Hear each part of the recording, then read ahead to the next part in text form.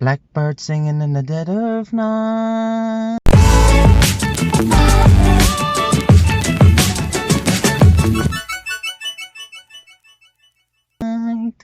Hello, how's it going? Hi. How's it going? And welcome back to an alright podcast. Remember, it's not the best podcast, not the worst podcast, it's just An alright podcast. That's it, Nicola. So, hope you enjoyed the podcast last week. As we said, last week was forgiveness. All about forgiveness, wasn't it? And we kind of talked on the topic about that. If you haven't checked it out, please go check it out after this episode. But this week, we're going to be talking about sadness. And sadly, we're talking about sadness. But it's a normal thing that we all go through, really, isn't it? Yeah, it Sadness. is. And we kind of have stories and we can kind of share our stories. And I'm pretty sure everybody out there, everybody that's watched this podcast right now, is watching this podcast, has experienced sadness in their life. You know, I remember, right, I'm going to start it off really well. I remember I got my tooth pulled when I was a kid. And the dentist, they'd have to put me asleep and they held me down, they put me asleep. And I remember waking up and I felt this loneliness because there was no one around me. And I remember when I went home that this girl that lived across the road, she brought me up to the shops to get sweets and a can of Coke just after coming out of the fucking dentist as well. And I was walking home and my ma told me not to open the can of Coke until I come back home. Right. And I was walking home and I got to where, do you know, Joe, where out of the shop and you're walking down the road, the long road? Yeah. Where the pole is, the force pole. Yeah. There was a little crack in the ground. And I fell over it and fell on the ground and hurt my knee and scraped, you know when you have your bit of skin coming off? And me can of Coke went everywhere. Had you opened it? My bag of sweets went everywhere. And they were the sweets, they were like fruits. You get lemons, you get limes, you get all that. But when you bite inside, there's loads of sugar and so on. They all just fell out of the bag like marbles. And my can of Coke was like, whoop, whoop. And I remember crying. And I was so sad for the rest of the day. Had you opened the can of Coke or did it explode? No, I opened it because I was like, I'm not listening to her. And the girl brought me up to the shop that lives across the road. She goes, oh, would you bring her up the shop? You want to get a yolk here, here's yolk. And I remember just the sadness that came over me. Did you not go back and get another one? No. Because when I went back and said, Ma, the Coke spilled on the ground and I grazed my knee in my hand. She goes, well, you won't do that again, will you? I told you not to. And she wouldn't. You had to learn from that. Do you have any stories of sadness, like of like as a kid that's funny like now? Like funny sad stories. God, I should have had this prepared. We don't. You should know this. We don't prepare in this. We just talk naturally. Whatever comes out of our mouths, whatever we think of, it's literally off the bat. Because that's the purest time when you're talking. I can't think of any at the moment. What about the bike incident? Did you feel sad? But that's... That was funny. I think you should tell them that. Now, give a good description now. Right. Look into the camera now. Look at the people. Well, it wasn't a sad story. It's more a sore story. All right. Well, go I'll on. tell it anyway. Well, when you're sore, you're sad. Yeah, I suppose. So one day, it was probably a weekend. I was probably about 10 or 11, I'd say. Yeah. And the four of us, my parents and my brother, we went for a bike ride just down the road. And we were going down this little lane. And we were coming along to it. And we were kind of going fast enough because it's a bit of a slant on the hill. Yeah. And you had to take this turn at the end of the road. So I was taking the turn anyways, and I was turning around the corner, and whatever way I went, I fell into a big, huge bush of nettles. I completely fell off my bike, landed straight into them, and I just remember like roaring, crying because it was summertime, so I was in like t-shirt and shorts or whatever, so I was covered in nettle stings all over my body, and I just remember crying and screaming, and everyone stopped their bikes, and I think Dad pulled me out. And they brought me home or whatever, but that's all I remember is it was That's sad. Yeah. Well, like, it was more sore. Sore, but sad as well. Like, you to be on a bike, enjoying yourself, and then falling and hurting yourself, you must have felt real like, oh no. No? Well, yeah, at the time, yeah, you're upset and you're sore, but it's It's not It'd be really more sad. upsetting than, Yeah. Be more upsetting. Yeah. And that's kind of the cousin of sadness, upsetting. Yeah, I suppose it is. How's the going, upsetting? How are you? Grand, we're at the family gathering. Oh, Jesus, there's grief. There's Is this the the emotion gathering? emotion. Yeah, and there's a reason why I want to bring up sadness. And I thought we'd start off with a nice joke before we get into the old sad stories. And I've been thinking about this for a while. I don't know many people. I'm not afraid to share my stories. I'm not. If you know me, I'm literally out there, and I'd say it. And I remember I'm not long out of my house. I lived by myself for a year, and it was time to go, and I left that house and I moved back in. But I was happy that I was getting out of the house. Yeah. Out of my own space and moving back in with a family. I'm sleeping on a couch now for the past 6 months, 7 months. And it's horrible. You go back into your house and sleeping on a couch every night. It's horrible. But the way I felt in that other house, I'd rather sleep on the couch for years. Even though we're not going to be sleeping on the couch for years. I'm not going to be sleeping on the couch. We'll have our own house eventually. But that house, I remember being in that house after a while and being consumed when I lost.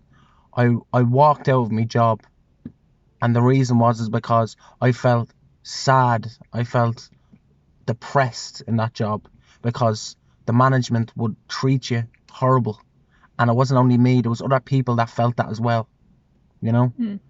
And I remember when I left that job, it all started caving in and closing on top of me, and I would be in so much upset moods and stuff, you know. I'd cry. I'd be in the shower, and out of nowhere I'd start crying, and I'd cry for about a half an hour, and I don't know why.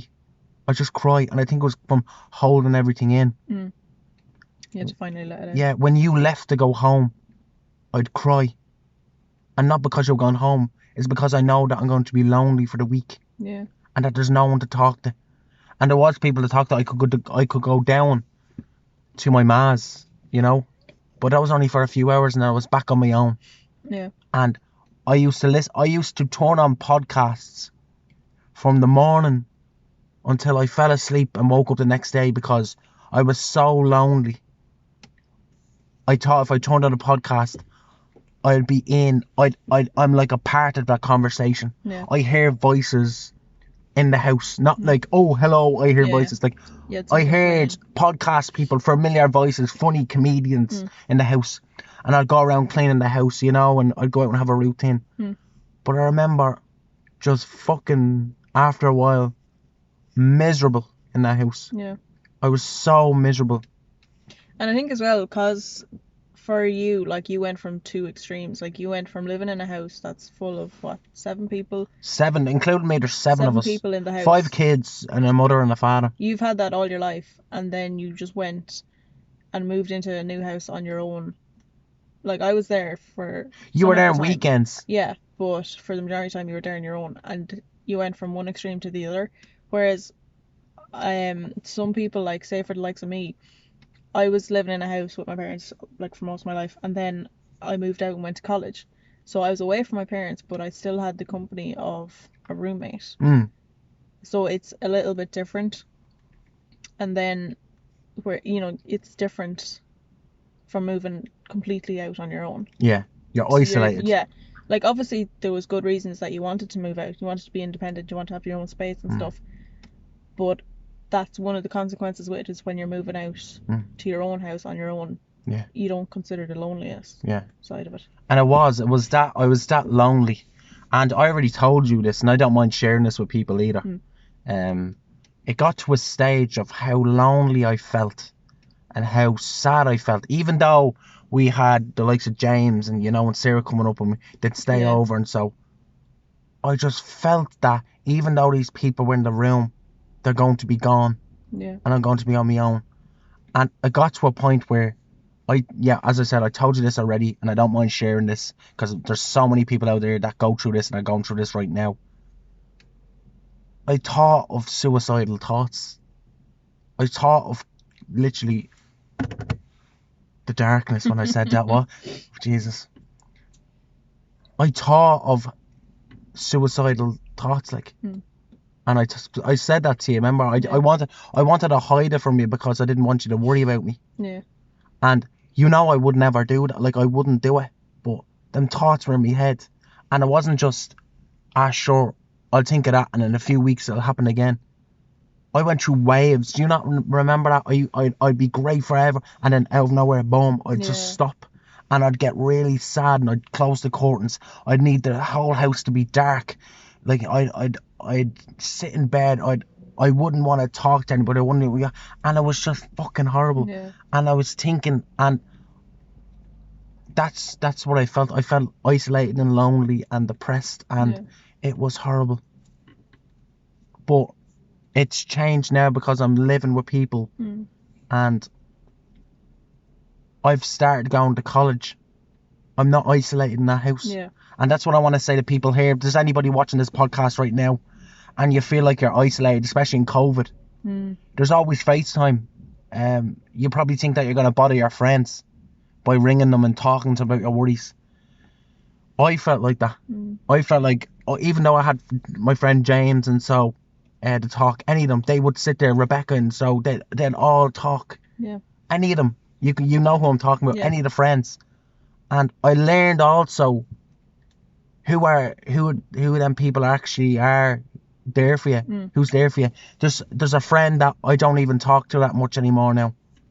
You know? Mm. And I'll still say hello to him, but I wouldn't talk to him. Yeah. You wouldn't have a deep I conversation. wouldn't hang out with him. Mm. Get me? Yeah, and I think when you go through situations like that, you realize who your real, not real friends, but who your true friends that care about you are. People that are there for you. Because, yeah, people, there's friends, and then there's friends who will actually listen to you and give you advice and talk you through these kind of things. But there's other friends who just want to say, yeah, you'll be grand, go on. Mm. And there's other people who will sit there on the phone for you for an hour and just talk you through Yeah. stuff. And it is, and would you be comfortable talking about what we gone through? It's up to yourself now. I can skip this bit out if you want. No, I think you can. You're all right. Yeah. You're okay talking about it. Yeah. Because if you're not, I can skip it out now. Like, if not, I'm gonna keep all this part No, in. it's okay. Yeah. Well, me and Nicola, cause of the house, and it got so bad. Me and Nicola are with each other 4 years now, aren't we, Nicola? Mm. We met. We start texting on the 4th of December. Or the 2nd of December. Yeah. I knew that. The 2nd of December 2016, and we went out to each other on the 4th. The 6th of December 2016. And we're with each other, and we know each other well. Mm. And it came well, that's fine. too well, Nicola. You know me, like, literally inside out. If you're angry or upset now or something in the line, I'll be like, well, Nicola, what's wrong with you now? And you always say that I can, you think that I know what you're thinking in your head. Oh, jeez, you're a mind reader now, yeah. I thought this for a while, that women knew what men were thinking. I think they were born with something that they could sense it. Special power. Special power. And Nicola turns around to me and he goes, what you mean? It's not real. Maybe it is. And I was like, don't even do that. Yeah. But yeah, me and Nicola for a while, because of that house and everything I talked about, we broke up, and it wasn't you, it was me. I done it, and I didn't think I ever would do that. Like, but it's because of where I was and consumed and all loneliness. I thought that, sure, she's only up on the weekends. I need someone here that's all the time, 24/7. Yeah. But you have a job, you have your own stuff, you know, and I couldn't expect that. And I was like, I don't think she wants to be with someone like this. Do you get me? So that's why I kind of broke up. Yeah. I go, she deserves better. And I had them thoughts in my mind. And now I'm like, I'm the best she'll get because I am the best, you know? I am the best. No, but it's not even to be thinking like, oh, why would she want to be with someone like that who thinks these thoughts? Everyone thinks those thoughts at some stage in their life, and you can't just think, oh, I'm the only person in the world that ever thinks like this, because you're not. Everyone does. And if everyone will at some stage, it's sad to say, but it will happen to people because of whatever situation they get into. And you know, you shouldn't blame yourself for that, because it's not something. It is something you can control, but in the moment, it feels like that's all there is. Yeah. And I think that when we broke up, it was even harder, and it was harder. I felt a sense of relief because I didn't have to.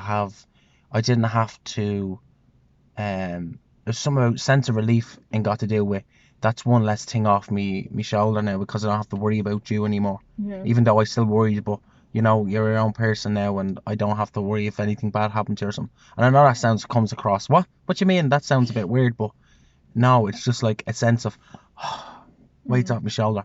And if you want, you can talk about your experience when we did. But if you don't, then we can move on. We can talk about something else.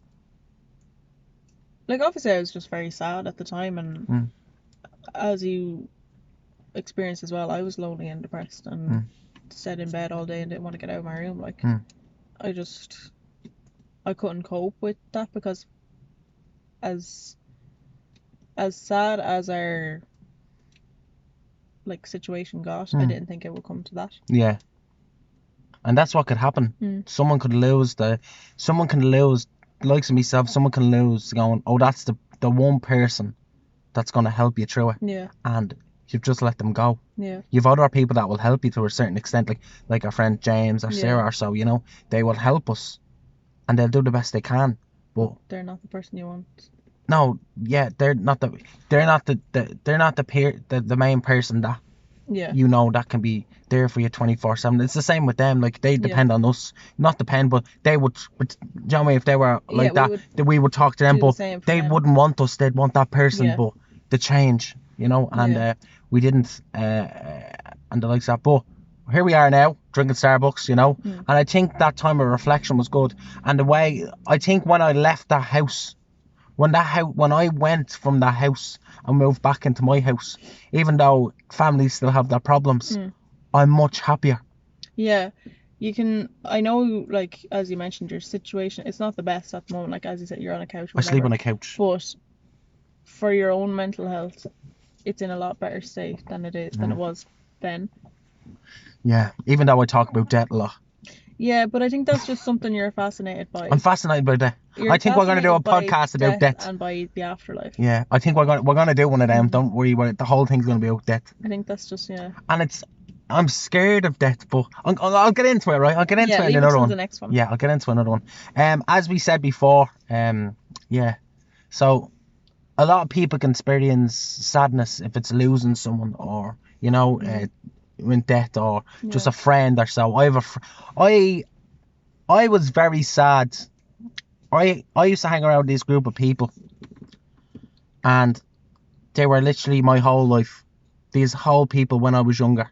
We would hang out at this thing called The Hill over at Livy Valley. And they were the best group of friends that I had.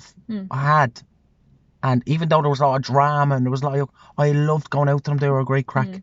And because of something I done that we talked about in the last one about a girl and stuff like that as well, you know,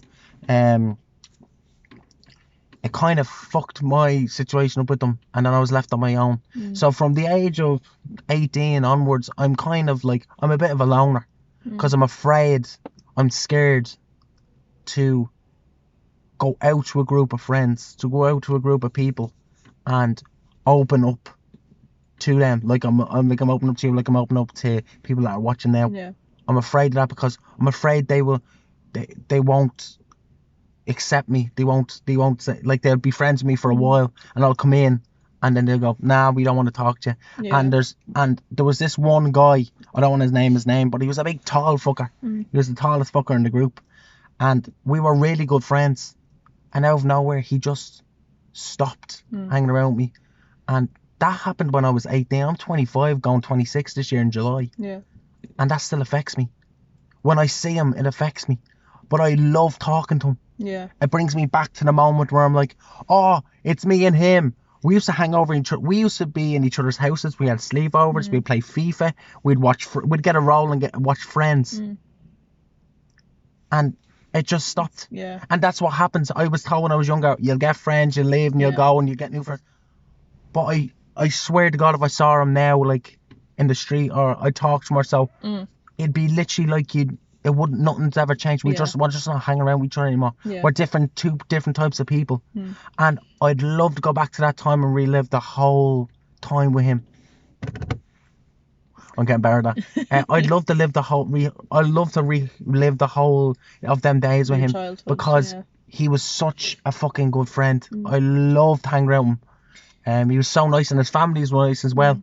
Likes of that. So that brought a lot of sadness onto me when I stopped hanging around with that friend. You know, for likes of that. But I have more. But if you have something to say, I just wanted to say as well. I think that does happen in life, anyways. Like they say, the friendships only last 7 years, and if you have a friendship that has lasted over 7 years, then it's a lifelong friend. You know, but that does happen to everyone. I've experienced that as well, where all my friends that I would have had from primary school and secondary school, I don't talk to them anymore. And not for any particular reason, but just because we all went separate ways and fell out, and just, one day you just stop talking to them. And I don't regret it, because looking back, I wouldn't want to be friends with them now, I don't think, because they're different people, and I just wouldn't want to hang around with people like that. It's not your type of hang people. Yeah. Not that they're bad people. No, they're not bad people. Just it's just I don't see no myself interest. with that group anymore. Yeah. But I think it is sad, but that is what happened. And people do say, oh, you won't have them. They're not friends forever, whatever. I thought me and that fella would have been friends for literally. I remember me and him said once, we goes, if I ever have a kid, you name him. I'll name him Anthony, and you name him. And then he said his name. I don't want to say his name in the podcast in case he doesn't want to be mentioned. Yeah. But people that I used to hang around with, if they ever watch this podcast, they'll know whose name I'm talking about. And if he ever saw this, he'll know. But yeah, and we said that. We goes, if I have a kid, you have a kid, with, I'll be the godfather, yours, you'll be godfather of mine, and it likes that. Yeah. I know you, like, at the time you mean that, but it is just kind of a child thing you say. Yeah. And, like, little things like that we were literally you think, teenagers. That's gonna happen now. That's for sure. Like, and it's mad because we have friends now that we have like Sarah and James that if they needed something right now or at 3 o'clock in the morning, we would get in the car and we'd go up to them. Anything wrong with them, any problems, we'd go straight up to them. Yeah, and I don't think that it's fair to say, just say if you know someone 10 years versus if you only know someone 1 year, that friend you knew from 10 years ago, they have so much more importance to you. They don't. No. I would consider James and Sarah, for me anyways, my bestest friends. Because, and we know them just coming up 2 years now. In April. Yeah, so it's nearly 2 years. Was it? April? Yeah.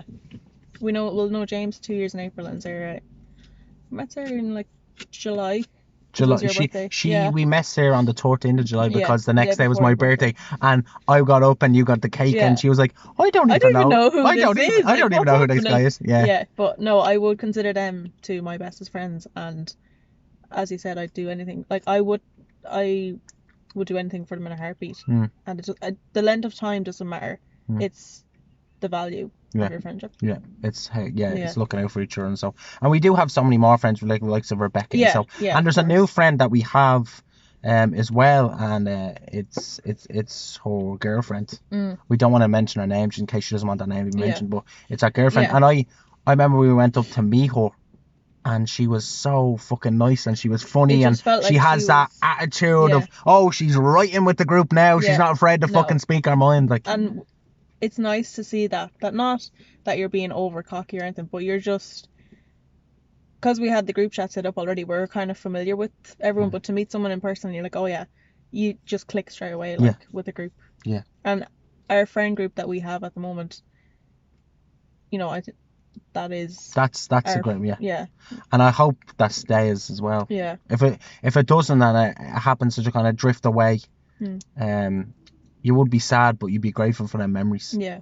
And that's why I wanted to talk about sadness, because there's so much sadness, but there's also so much happiness. Yeah.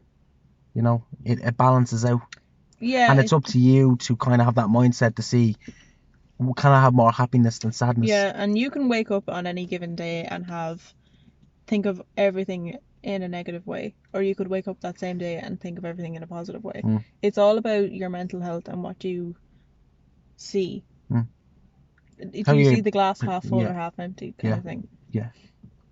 Depends if you're thirsty. If you want it half empty, that means you've drank once. If you're half full, you know yourself. But there's this saying that I seen, and it stuck with me, and I've heard it a few years ago. And it's saying that when you went out with your friends Oh, yeah. to play football, you didn't know it was going to be the last time. Mm. You never knew that was going to be the last time Yeah. you went out and played football. You never knew that was the last time you're going to go out and hang with each other. Mm. And that kind of hits. Yeah, that is sad. Like, 'cause when you're a kid, you just go out and you play. You don't think anything of it. No. But when you look back on it, you're like, we didn't appreciate that would have been the last time. Yeah, and no one knows. Yeah. You know, and that's what it is. This is a great podcast. Mm. It's a good podcast, and we got bet into it. It's already 25 minutes into it. Jesus. So it's a bit mad. Mm. But yeah, that's what we wanted to talk about. We want to talk about sadness and a bit of our experiences and how I was feeling and stuff like that as well. And it's good that you're kind of not afraid to say it in front of people as well, you know? Yeah, no, obviously it's been a while since all that happened, but you have to be able to be open and honest and talk about. Because there might be someone out there now that's going through that. Mm. If any of you out there are going through that, you know, if you're not talking to a friend anymore, you feel alone, or you feel, you know, what we were kind of feeling or worse, I'd let you know that it's literally, it's temporary. It's temporary, Yeah. isn't it? There's always help out there, and there's always someone to contact or reach out to. Yeah. That can provide help and support. Yeah, there's always that.